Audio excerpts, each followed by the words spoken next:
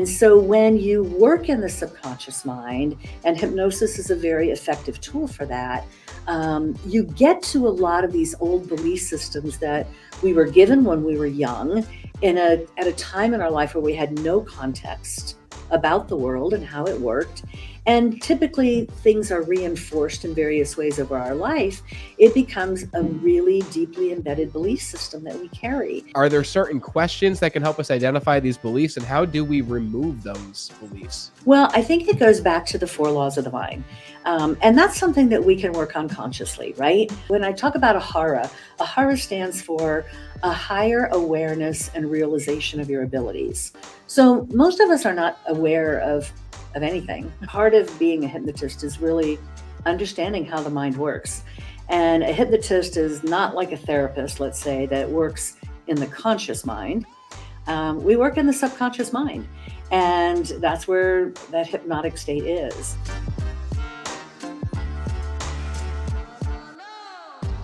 Welcome to the Be Better broadcast. Today, we are going to be talking about your subconscious mind and the influence that it has on your success in practically every area of your life. And to do that, we have an expert on the subconscious mind and an expert in many other things. Her name is Roberta Fernandez. For those who don't know Roberta, she's had an amazing 4-decade entrepreneurial career, working across public and private sectors. She has conducted training and speaking engagements for more than 85 companies and organizations over the past 15 years. She's also an NLP master practitioner, that stands for Neuro-Linguistic Programming, and she is a board-certified hypnotist.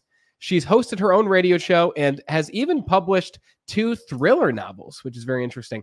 And today she's here to talk about the power of your subconscious mind to create your success, develop progressive thinkers, change agents, and influencers using a method and a process that she calls the AHARA process. Now, I might have pronounced that wrong, but we're going to jump into that, and she can correct me if I did. Without further ado, let's speak to Roberta. Roberta, it's great to have you on the show, all the way from Las Vegas. Thank you, Brandon. I appreciate it. That's a great introduction. I love your video in the beginning, by the way. Very nice. Thank you very much. I appreciate it. Very impressive. So let's talk about what you do, because you do a lot, okay? And specifically for our time together, we've all heard of the conscious mind, the subconscious mind, and everything in between. But I feel that everyone listening knows the subconscious mind is there. They know that it's playing a role. They know that it's doing something. What role does the subconscious mind play in what many of us dub success? Oh, that's a loaded question, and it's a really good one. Before I became a hypnotist, and that was 12 years ago, I was strictly a corporate consultant.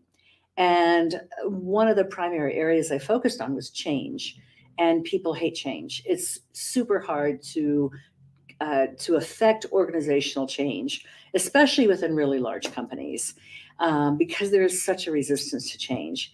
And after I became a hypnotist, I mean, part of being a hypnotist is really understanding how the mind works. And a hypnotist is not like a therapist, let's say, that works in the conscious mind. We work in the subconscious mind, and that's where that hypnotic state is. And it's home to your rules about life, your belief system, which is really problematic in our professional lives sometimes. It's home to your imagination and where your emotions lay. And the interesting thing about emotions is that it drives behavior.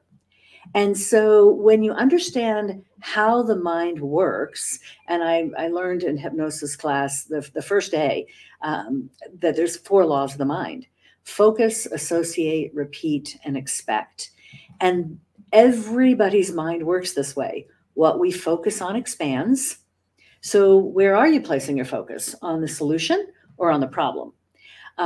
Association is where we set up triggers, and these can be good things and they can be bad things. So when I used to work years ago with smokers, for example, they would say, oh, I just love getting up in the morning, having that first cigarette with a cup of coffee, reading the newspaper. Right there, there's lots of association: food, getting up, reading, eating. So all of these things start to become triggers to having that cigarette, let's say. And we do that. We create associations across all areas of our life. Images, sounds, smells, they will trigger certain things. And when they're associated with our focus, what we're focusing on, that's where we can end up having some issues. When we repeat them over and over again, especially adding passion, something we're passionate about. So a smoker says, I love getting up in the morning. That's a powerful passion, right? We get exactly what we expect we will. And that's the fourth law, expectation. So when we're looking at change, for example, we look at those four areas of the mind. What am I focused on? Is it the problem or the solution? Because believe me, those are two very different things. AHARA, and you did pronounce it correctly, is kind of built around Einstein's quote that we can't solve our problems with the same level of thinking that got us there. And he talks about how the energy of the problem is so different than the solution. And so if we're focused on only the problem, we're never going to be able to see the solution, right? And so when we factor in those four laws of the mind, we can take a look at, what area is not congruent or what's interfering with our ability to get the result that we want. And all of that revolves around our inability sometimes to change. Wow. Yeah. Very interesting. Yeah, these are things that we were never taught these things unless you went out, bought a book, took a course, listened to a podcast. So I want to dive into those things. So those four key areas of the subconscious, I got three of them. So I've got focus, association, expectation, and what was the fourth one? Repeat. So they spell FARE, F-A-R-E. And that was so important to me years ago when I first started doing hypnosis. I named my practice after it, FARE Hypnosis, because it really is a simplified approach to problem solving within ourselves and looking at where are these things coming from. And because the thing that drives behavior, emotions, are located in the subconscious mind, belief systems. It's amazing to me how many CEOs or managers of companies that I've worked with that when we've worked together, they would say, oh my gosh, so you're telling me my 5-year-old is running the company? And it's like, yeah, kind of. Because we hold on to these beliefs that are given to us at a very young age that we don't even really know exist inside of us. And they shape everything in our life. So change is it's a very challenging thing for people because it can create a lot of discomfort within us. So is it a challenging thing because we don't have the correct tools in order to address it? Or is it challenging because it is innately challenging? I think both. I think change is challenging. It requires sometimes a bit of discomfort, and we don't want to be uncomfortable, right? So it is innate. Our minds gravitate toward pleasure, not pain. So part of it is just how we're hardwired. But the thing that makes it really, really challenging is when we are young, before we have all of these protective mechanisms in our brain that kind of keep things from getting crazy in there, just to keep it simple, we take in subconsciously a lot of things that are not ours. So what our parents tell us, what our teachers tell us, what our ministers, what TV tells us and magazines. And up until the time we're about 7 to 8 years old, we don't really have a logical mind. That part of our brain has not formed yet. And somewhere between 6 and 8, different for everybody, this logic starts to form. And we see that. So for example, a young child, a 4-year-old, believes that Santa comes to every house in the world on the same night with all the toys that he made and his elves and delivers them. Comes down the fireplace whether you have one or not. And the reason why they believe that is because their mom and dad told them that. And they don't have a logical mind to question the possibility of that happening, right? So as we start getting, I mean, most kids will start around that age when they get into school, start not believing in Santa because their logical brain is literally starting to form and they start questioning. So that little girl that was having her tea party with her teddy bears, let's say, talking to them and having conversation, now knows that those bears can't talk. But they think about it like, well, what if it could? So that sense of imagination, which is all subconscious, is now having some logic applied to it. And the imagination starts to take a different shape. And so when you work in the subconscious mind, and hypnosis is a very effective tool for that, you get to a lot of these old belief systems that we were given when we were young at a time in our life where we had no context about the world and how it worked. And typically things are reinforced in various ways over our life. It becomes a really deeply embedded belief system that we carry. And what worked for us at 5 no longer works at 45. And so we have to take a look at, what do we need to get rid of? What baggage are we carrying that we don't need, that doesn't serve us anymore? So a lot of my work and change starts at the personal level, because you can't have professional growth until you do your own work, right? Because that stuff keeps us small. There's imposter syndrome, these beliefs that we carry that we're not good enough or that we're a fraud or, we don't deserve success. And we have to look at where that stuff comes from. And sometimes it's easy to pinpoint from a conscious level, but it's that emotion that we hold inside from those younger versions of us that really prevent us from reaching our full potential. Yeah. We keep coming back to that word, emotion and everything. beliefs. And like you said, we were programmed at very young ages and we bring these beliefs with us. And if you think about it, even our parents dispersed these beliefs on us, but even more so, the education system, our teachers, the friends that we make, especially once we do start developing that logical brain. So this is a really pressing thing because we've got people out there in their 30s, 40s, 50s, 60s who, like you mentioned with that CEO, the 5-year-old version of them is actually running this company, which is a scary thought. I mean, imagine if they could remove that baggage. Imagine if they could form new empowering beliefs. So how exactly do we identify the beliefs that are holding us back? Obviously you mentioned, I'm sure hypnosis helps with this, but for those listening right now, are there certain questions that can help us identify these beliefs, and how do we remove those beliefs? Well, I think it goes back to the 4 laws of the mind. And that's something that we can work on consciously, right? So becoming aware, when I talk about AHARA stands for a higher awareness and realization of your abilities. So most of us are not aware of anything. We're not aware of how we think. We're not aware of our thoughts throughout the day. The brain is such an amazing organ. There's hundreds of millions of neurons in there that interact with thousands of each other at a time, right? And so the brain has to be very efficient. It creates habits. We automate everything.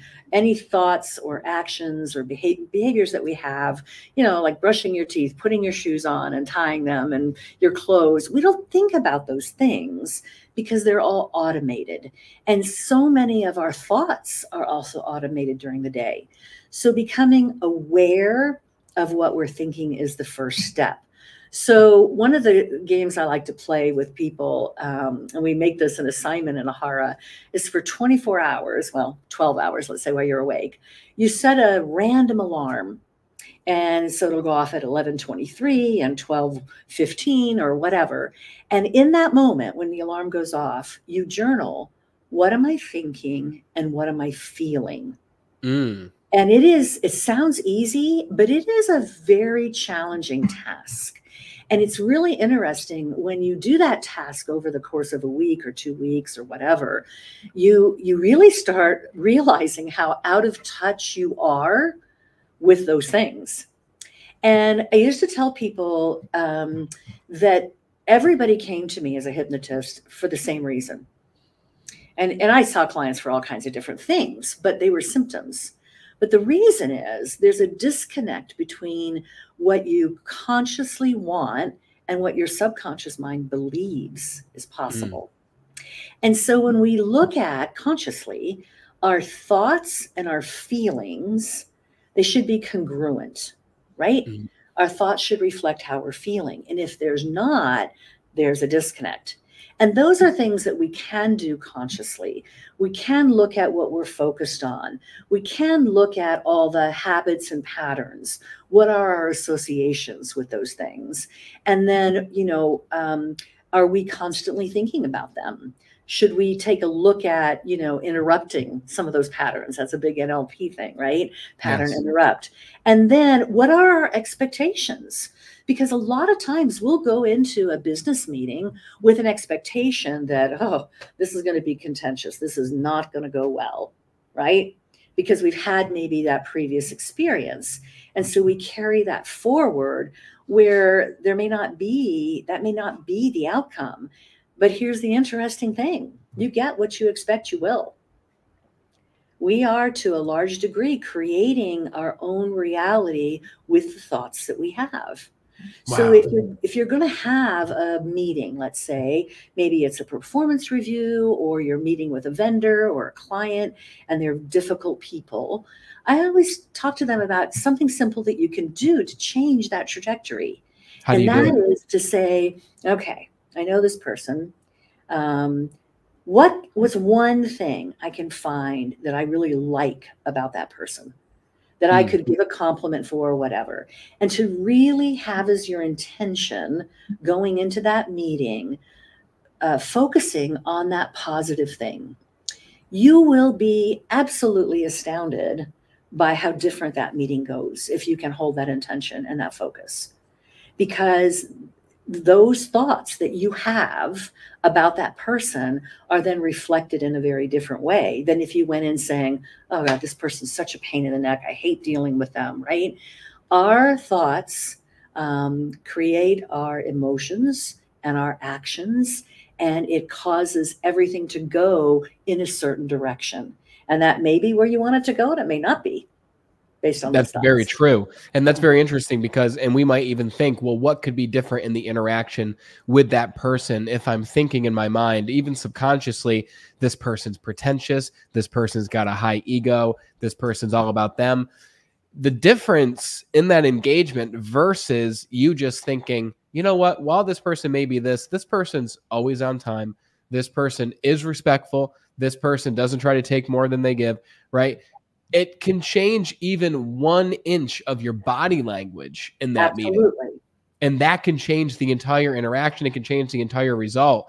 So that's a great example of when you're about to have a conversation with someone, just being aware of thinking to yourself, what is something good about this person? What's something I really appreciate and respect? Because no matter who the person is, even the most evil person in the world, you can probably say, what's one good thing about this person? It reminds me of, not to go political here, but it reminds me of the Trump and Clinton debate, the second one, I believe it was in 2016, where the moderator said, Donald, what's one great thing about Hillary? And they said, Hillary, what's one great thing about Donald?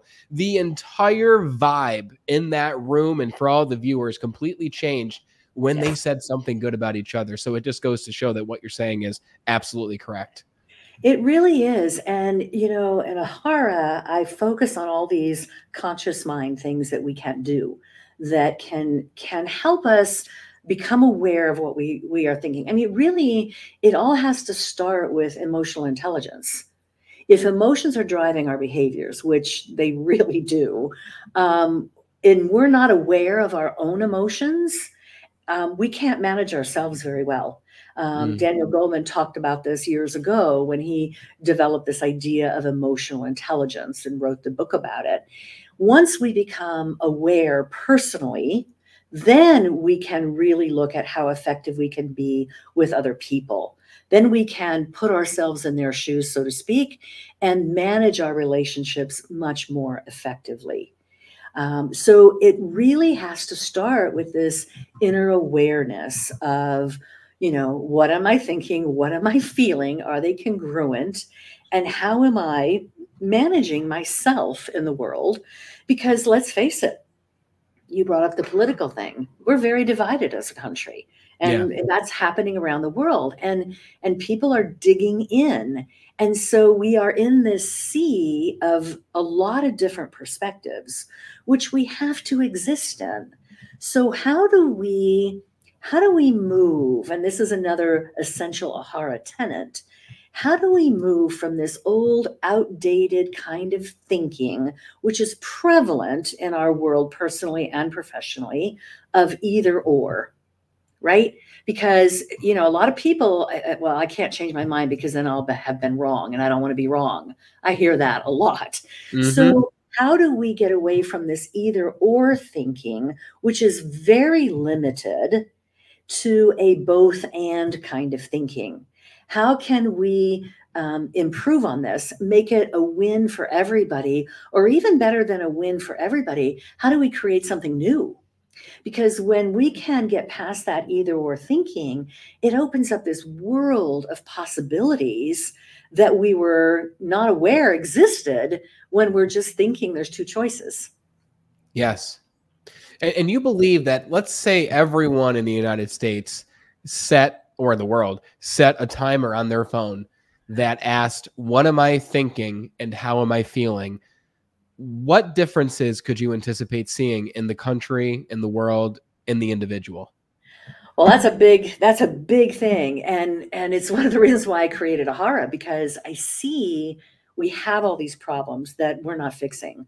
And we have to start creating a new generation of thinkers and a new generation of a new kind of problem solving. And it's a simple thing. I mean, this is in and of itself is not going to give us world peace, okay? But it is a very simple, easy task that we can do that is fun and challenging, that starts building awareness of yourself, right? And I think that we are not self-aware, period. I mean, you can look at all kinds of societies. Some do better than others, but so many people today, we're not thinking about going within. We're attached to our devices, right? We are looking at what other people are saying, right? And sometimes the only time we go in is when we're getting criticized, or people are leaving bad comments, or we're not getting the likes that we want, and we're being critical of ourselves. But being critical of ourselves is not being introspective, right? It's not getting in touch with what we're thinking and what we're feeling, because those two things, and scientists will disagree on which comes first, the thought or the emotion. There's two different camps. I don't think it matters, quite honestly. They're so intertwined and it happens so instantaneous that it would be hard for us to, it's like watching Formula One, and the difference between the winner and the second place is 1/10 of a second, right? It's so fast that it doesn't really matter. The fact is they work together and they need to be congruent, or we have problems. So I think it is a really good thing to do is journal. What's up, Be Better family? It's Brandon Eastman here. And as a thank you for tuning in to the Be Better broadcast, I want to give you a very special gift. For a limited time, you can get a free digital copy of my book titled Be Extraordinary, Your Guide to Self-Mastery. This book is packed with insights and actionable steps that will help you to unlock your fullest potential in the 5 key areas of your life. But that's not all. Along with the book, I also want to give you the audiobook version absolutely free. Imagine having the power to transform your life right at your fingertips and in your ears anytime, anywhere. Go grab your copy at bebetterindustriescom/book. You'll also find the link in the episode show notes. Go and grab your copy and join me in making a positive impact on the world. Now back to the show. So speaking of being critical of ourselves, let's say we set that timer, because I believe everyone listening should do this. I invite you to do this. If you're still listening, you're probably going to do this. Set a timer for how often throughout the day would you recommend in the 16 hours that we're awake? Well, because because we are busy people, once an hour, right? Once And an I think hour. what happens when I pose this to my cohorts in my AHARA classes, some of them really get into it, and they might do it more often during the hour. I usually give it as a day challenge or a 2-day challenge.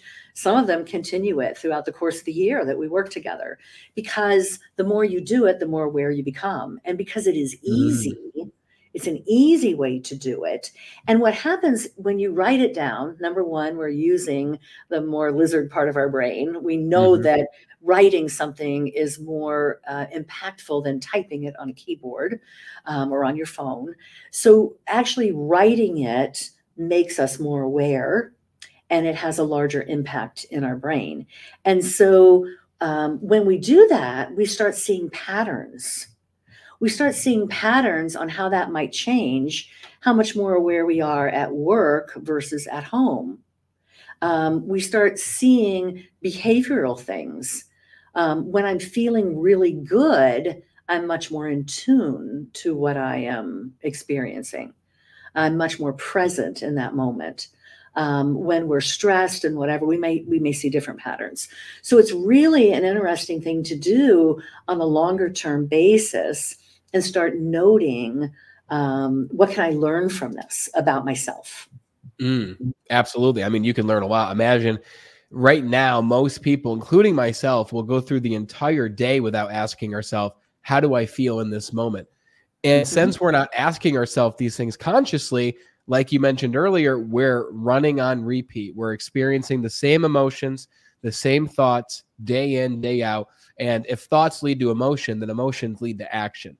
And this is why so many people repeat these same actions day in, day out. Imagine if you went from that to immediately carrying around a teeny tiny little notebook with you and having that alarm go off every hour, 16 times a day, that says, what am I thinking? How am I feeling? And then writing that down. Even if you miss every other hour and you do it 8 times, imagine how much more control you'd have over your life, if that's even a thing. Maybe it's an illusion. But my question for you is, speaking of being critical, let's say we ask ourselves, what am I thinking? What am I feeling? And the answer is, I'm not feeling good. I'm feeling depressed. I'm feeling bored. I'm feeling tired.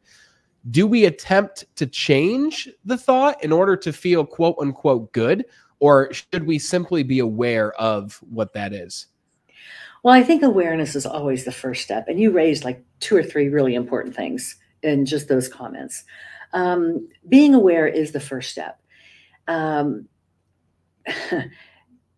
Noting how you're feeling and what you're thinking in context of the situation that you're in puts things in a very different perspective. And examining that is always a good thing.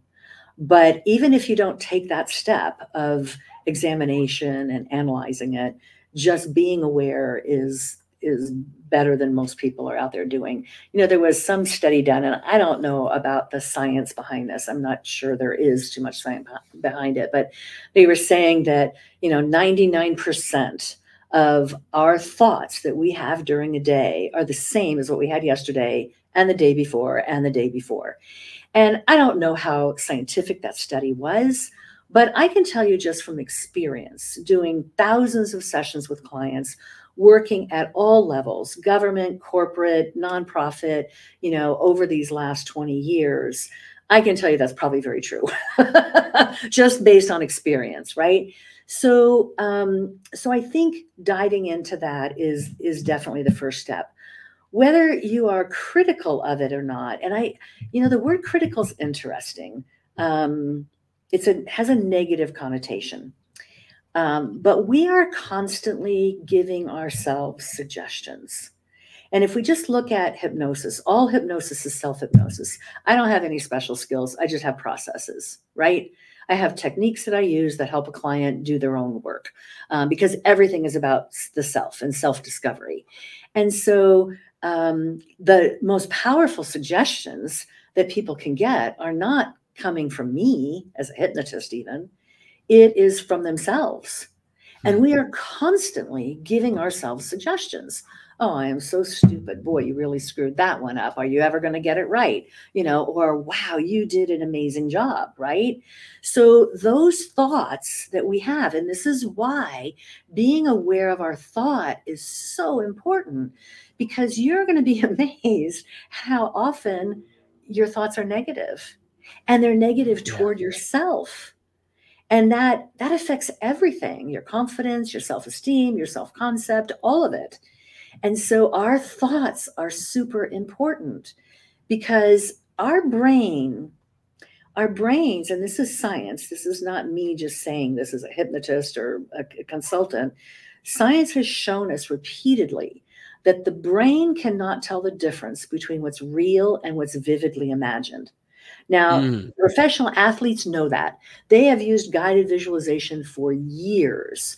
When they close their eyes and they imagine themselves performing their sport in the most perfect way, it creates muscle memory. It creates things in our brain that become automated, because when we imagine, and remember, your subconscious mind is home to the imagination. So imagination is extremely powerful in problem solving and making ourselves better people. So because we can trick our brain into imagining something, let me give you an experiment. I love this experiment. So these neuroscientists got a bunch of people together, divided them into two groups, and they told the first group to exercise their finger like this, just up and down, for 10 minutes every day for 30 days. Okay. So they sent them off to do that. The other group, they said, look, we want you to close your eyes. We want you to hold your finger up, and we want you to imagine moving your finger like that. And imagine there's a personal trainer in the background yelling harder, harder, right? So at the end of the 30 days, they came back and they measured everybody's finger strength. And the people that had done the exercise, as you would guess, had improved strength of about 30%. The people that had imagined the exercise had increased strength of 22%.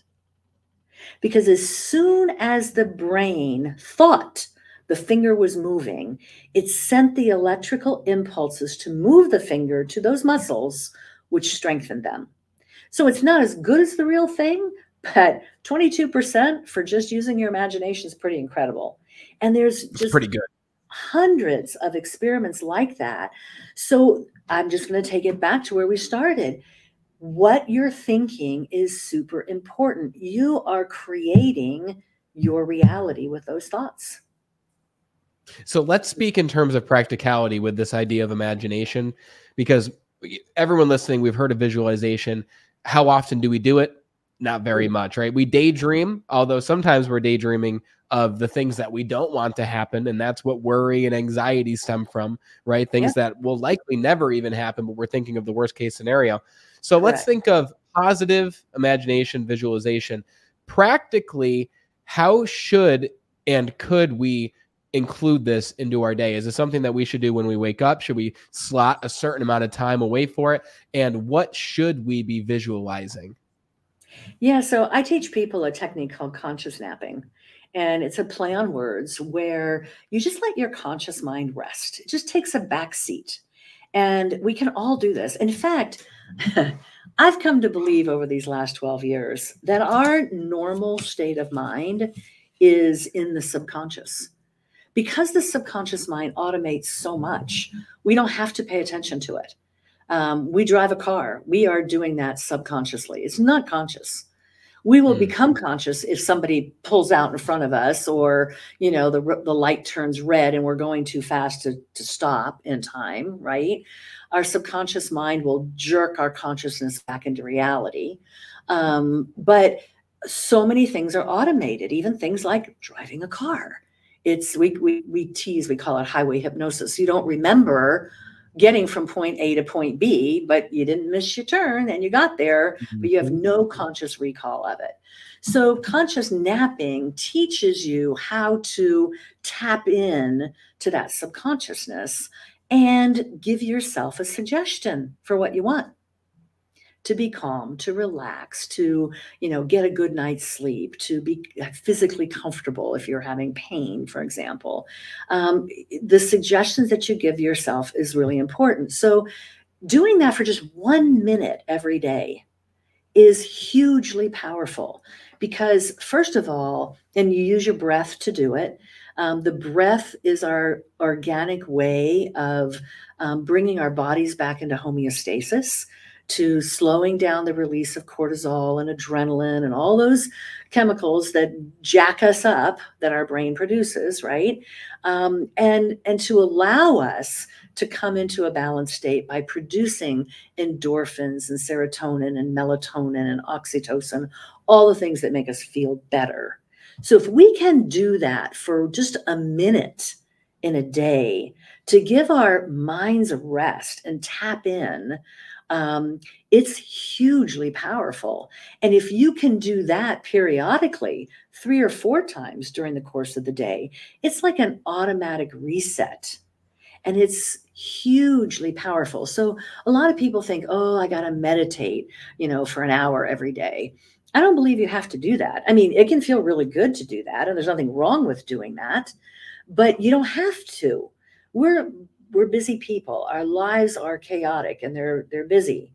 So if you can just take a minute out of your day every once in a while, think about if you could start your day like that and end your day like that. And if you could find a time during lunch or an afternoon break to take 1 minute, that's it. And by learning this technique to shut it all out and to focus on something that's really positive and that's really inside of you, it makes a huge difference in your life. Okay, so we have to talk about this technique. If it only takes a minute to do, give us a glimpse of what it would look like to spend a minute doing this, breath-wise, the whole gambit. So belly breathing. I mean, there's a lot of different breathing techniques out there. I have a specific one that I created that's based in science. People think, oh, you're a hypnotist, you're woo-woo. That's not the case for me. My daughter's a neuroscientist. I'm very grounded in research and knowing why things happen, right? The conscious mind has a need to figure stuff out, and that's very strong in me. So when we belly breathe, meaning we're diaphragmatically breathing, we stimulate a nerve called the vagus nerve. And the vagus nerve is the largest nerve in our body. It's the only one that doesn't go down our spinal cord. And it has different functions depending on where it is. It touches almost every major organ. And so where it runs under your diaphragm, it has one job. And that job is to send a message to the brain to release those calming chemicals, endorphins, et cetera. So we are stimulating a part of our nervous system that calms us down. It's called the parasympathetic nervous system.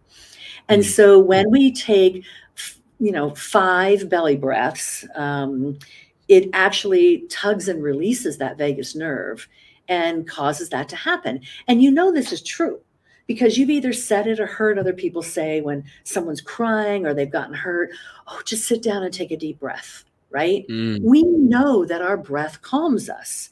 So when you take a belly breath in, and the way I teach it is very specific, it is a slow inhale where you're not doing that. That's shallow breathing, right?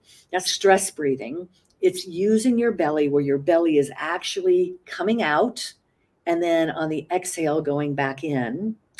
You hold it for just a short period, 1 or 2, whatever's comfortable for you. That depends on how good a shape you're in. And then you slowly exhale. The exhale should be longer than the inhale. And you're releasing all of that carbon dioxide. And I ask people to imagine the inhale blows up the balloon and the exhale flattens it till there's nothing left. And then you have to take an even bigger breath to get more oxygen. Very healing for your body. So that's the technique of the breath, 5 in a row. But there's another thing that I have people do that is also based in science, because science tells us if we shift our focus for 60 seconds, what we were focused on goes away.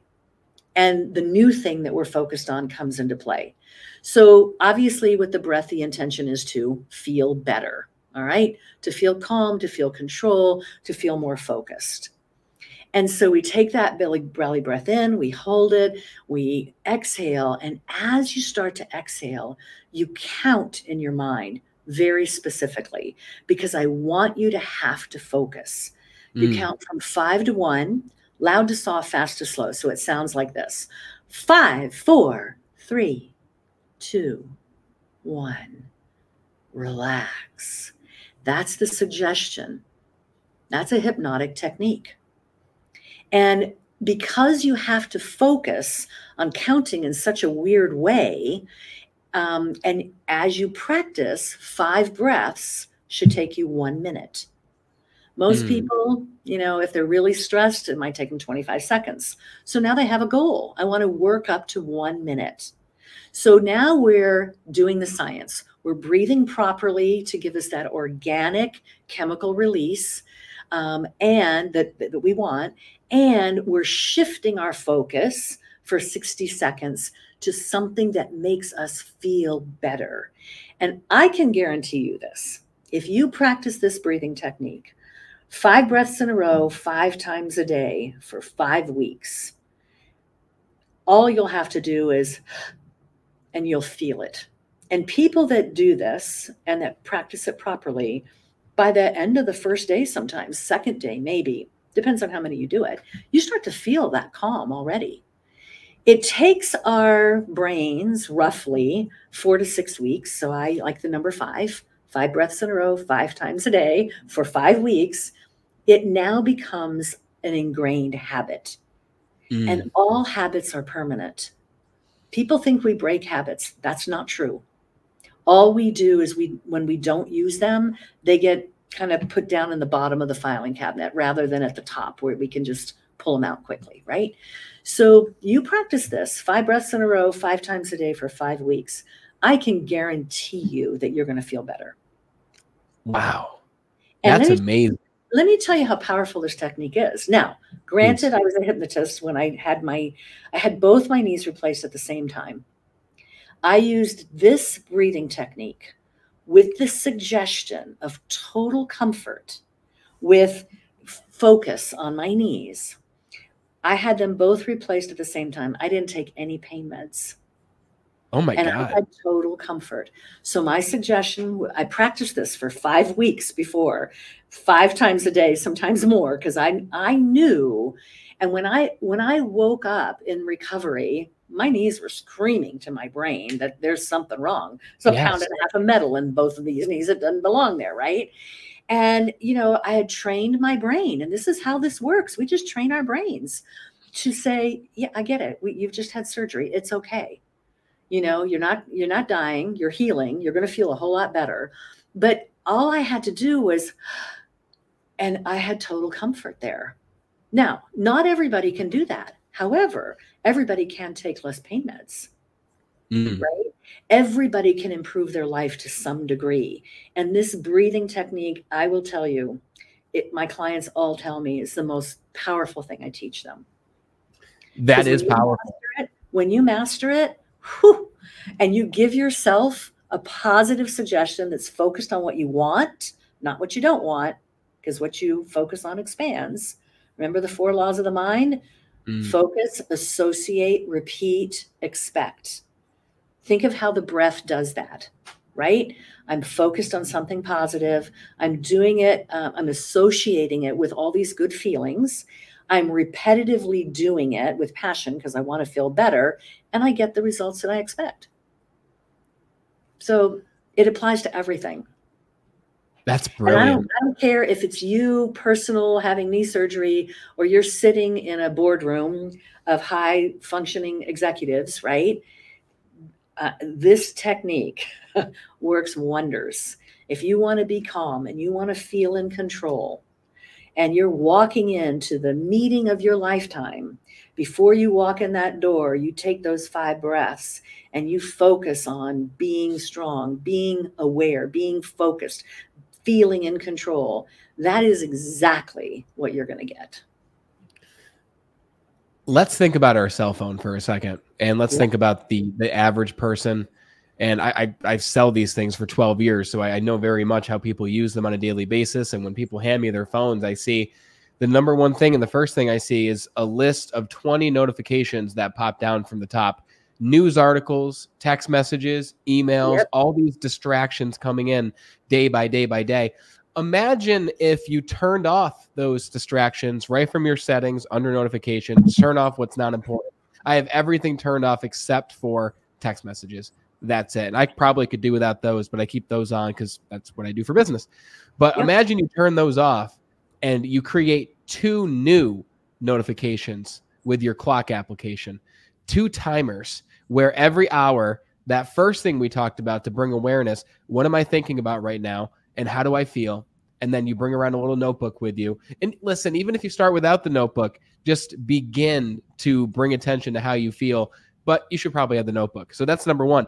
And Yep. imagine if number 2 was every few hours, maybe every 3 hours, if we're doing this 5 times a day, the timer comes across your screen that says practice 1 minute of conscious napping. And Yep. you do that. And imagine if you're experiencing stress at that moment, what that will do for you. Imagine if you're experiencing depression or boredom or pain, like what you said, something very physical. Yep. Imagine being able to eliminate or alleviate that and to bring yourself into a better state. Those are 2 very powerful strategies that are very attainable and realistic for most people that could totally change the quality of your life in, like what you said, just 5 weeks. It is, and it happens faster than that. The reason, I mean, literally, people will notice it by day 2. They'll notice on that second breath that they're feeling that calming sensation, right? That's the danger part for me, because here's how a habit forms in the brain. This is the science of it, right? When we do something a couple of times, your brain takes notice. And all of the neurons that it took to do that activity or think that thought are connected energetically, because it's efficiency, right? Oh, if she's going to keep tying that shoe, I want to be ready for it, so I don't have to go gather everything again, right? So that's the first way a habit is started to create. After the energetic connection, there is a chemical connection that happens neuronally to create this new neural network that we're starting to form. Then after a little more time, they physically connect and they are officially kindled, or they're a neural network. And these things stay. Now, the more often we use those neural networks, the quicker they come, and they're right there on call. They're in the top of that filing cabinet, right? They're in that folder right there in front on your desktop. So you don't have to go looking for it. It's right there, immediate. So this is why, because you practice something often, now it becomes permanent. So let's say I get really busy or whatever, and I haven't been doing my breathing technique, and but I've been doing it a long time. So all I have to do is just take that start of a breath, have the intention. This is all about intention, right? The intention. When I had my knee surgery, I didn't have to go through all those 5 breaths. I didn't have to do that. I had already trained my brain that when I breathe like this, and I have the intention of total comfort in my knees, not my shoulders, not my back, in my knees, this is where I want it. And that's exactly what my brain gave me. So it is a matter of repetition and being very specific in your focus and doing it repetitively, because unlike the conscious mind does not like repetition. It gets bored very easily. The subconscious mind, that is how it learns, is through repetition. So it takes time to build this neural network. And the danger is that people get 3 weeks in and they've been practicing a few times a day. It might not have physically bonded yet. So we haven't completed that process. So sticking with it is important, because then forever, remember I said earlier, habits never go away. They're never broken. They're always there. This is my knees, for example. I had really bad knees for a long time. I'd fall down the stairs. They just give out, right? Wow. So I couldn't ride a bike for a long time. And then after the surgery, it was a while before I could ride a bike again. And when I got back on the bike, it had been 5 years since I rode a bicycle. That's a long time. Yeah. I was a little wobbly going down the driveway, but by the time I reached the end of the block, it was like I never had stopped riding Yes. because that habit's already there. I just had to find it again, right? I just had to dig it out. And I didn't have to think about braking or shifting gears or turning the handlebars. I didn't have to think about any of that. It's all there. And all of those memories, all of our learnings are in the subconscious mind. I'll tell you, the subconscious mind's a bomb. It runs the show. Yeah, It I runs the can show. tell. Yeah, Yeah. and I love how training it is a new thing for me. I'm not consciously training this every single day, so I imagine it's the same for most people. It's a new thing, but it's going back to what we mentioned about challenging. If you follow these simple steps and you put in the repetition to please the subconscious mind, it doesn't seem too difficult to do it. And maybe at the beginning, just making the time to do it. But if you Yep. commit to those two things, within a few days, your life could change, but especially within 5 weeks, once those new habits form. So I want to ask you, because we talked about imagination. I know when you go to your website, which for people listening, it's robertafernandez.com. When you go to Correct. your website, you have a free visualization recording that's right at the top. You click the button, you enter your email, and you send it right over to them. Yep. What can people expect from that visualization recording in the context of what we've discussed today? Oh, it is conscious napping. I mean, conscious napping is basically the breathing technique, but I have an app called Conscious Napping, and it's Cool. full of all kinds of guided visualization on all kinds of issues, procrastination and grief and eating and disconnecting from your devices. That's a module in there. There's stuff on pain. There's all kinds of stuff in there. The freebie that I give away, it's right in the header on my website. It's a recording called You Are Like a Disco Ball. And it's for motivation and confidence. And it's an amazing 5 minutes, maybe 4.5 minutes. It's an amazing guided visualization to accomplish that thing. So I encourage people to go and download it and have it on your phone. It's just a really brief pick me up. And it allows you, it starts with the breath and a five count, not the same one that I just taught you, but similar. And, it's just this wonderful visualization about how you're like a disco ball, because the subconscious mind loves metaphor and it loves storytelling. So that's a lot of what conscious napping is. And of course, there's information on the app if you want to download it and buy it, but it's wonderful. So I would love for people to do that. It's highly motivating. It was something I actually did for a specific client, and I love it. I listen to it myself. That's awesome. I Yeah, love that. it's wonderful. Well, you've given us a lot today. I mean, we've got several strategies we can use right now. You're going to give us the You Are Like a Disco Ball. Yeah. I mean, imagine what we'd get if we actually worked with you. So do you work with people one-on-one, in groups? What can people expect if they did say, I've really enjoyed this, I want to actually have a conversation with Roberta? Yeah, I think it depends on I'm a consultant, so I'm going to give the client what they need, whether it's an individual or a business, because I work with a lot of teams and, C-suites or strategy teams, marketing teams, whatever within a company. My focus, my signature product is AHARA, and it's a 12-month program. I do it individually, but it's super intense. It's very expensive to do it individually. My favorite way that I offer AHARA is in a small group, like 12 people, either on a team, so it's just one company and all their members, or AHARA Club is a lot of different people. They could be entrepreneurs, business people, whatever. So a lot of diverse backgrounds.